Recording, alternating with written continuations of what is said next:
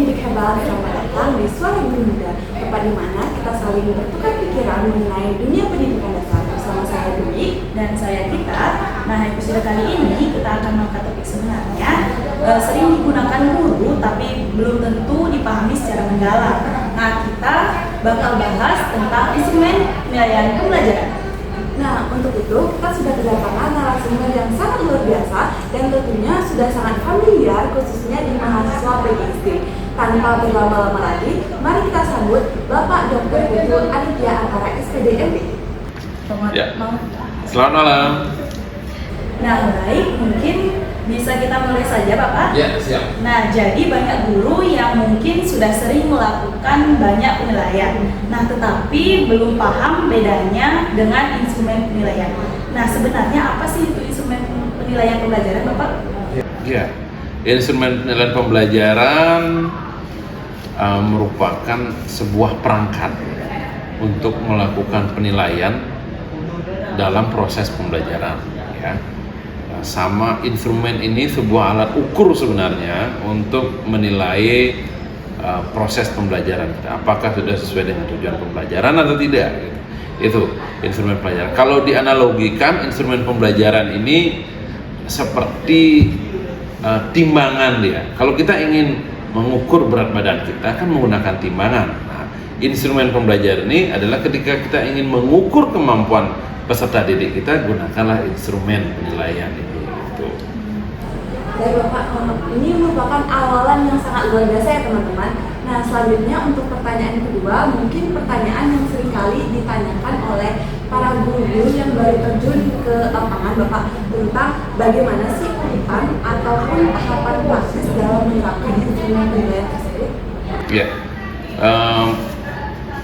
proses pembuatan instrumen penilaian itu memiliki keunikan tersendiri ya.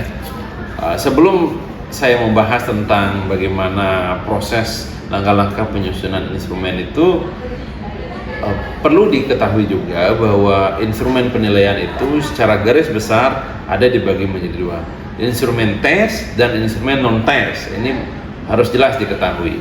Jadi kalau tes itu misalkan kalau adik-adik menggunakan soal pilihan ganda, benar salah gitu misalkan, nah, itu tes dia. Ya, kalau non tes misalkan adik-adik mengobservasi siswa kita, mewawancarai, itu non tes. Kita beranjak ke penyusunannya.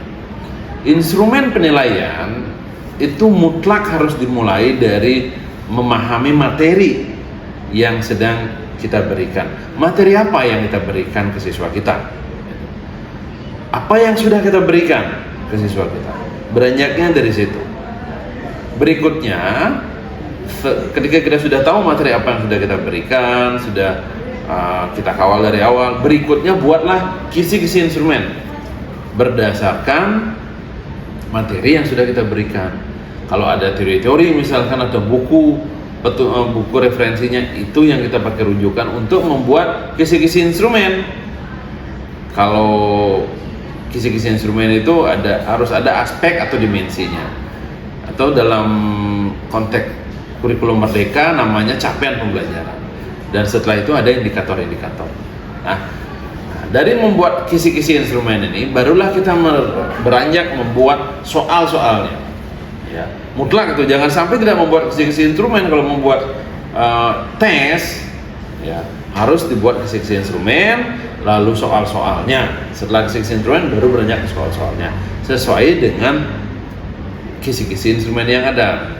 Seperti yang pernah saya jelaskan di kelas, bahwa satu indikator minimal 2 butir pertanyaan atau 2 butir soal, karena akan diuji dalam uji validitas. Nah, berikutnya setelah membuat soal, buatlah kunci jawabannya ya. Setelah membuat kunci jawaban, buatlah kriteria penilaiannya. Dia akan masuk ke kriteria mana jika siswa kita menjawab benar semuanya atau benar sebagian dan lain sebagainya.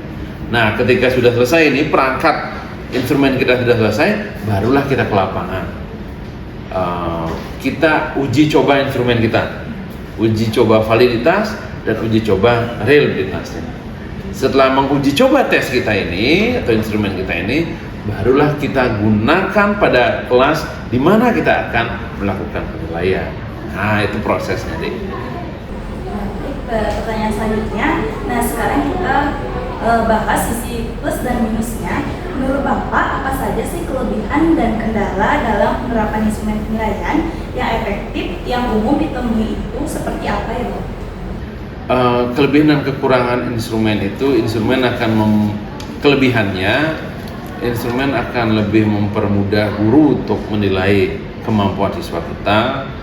Nah, tentunya dalam pembuatan instrumen dan mengimplementasikannya ada kendala-kendala. Misalnya ketika dalam proses penilaian siswa kita ada hal-hal kejadian yang membuat dia tidak seperti harapan penilaian ini. Misalnya dia sakit.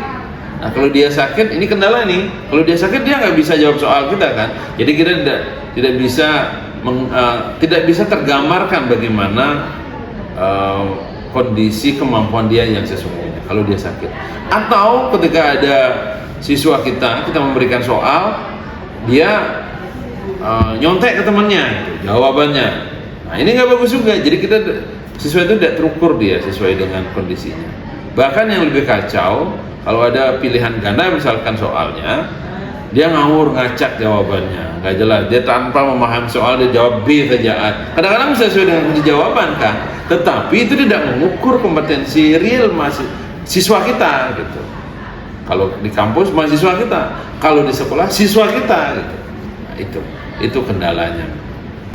Baik, terima kasih Bapak atas waktunya. Semoga penjelasan ini bisa jadi bekal buat kami dan para pendengar dalam merancang penilaian yang lebih bermakna. Baik, sampai jumpa di episode berikutnya. Tetap semangat dan tetap menjadi guru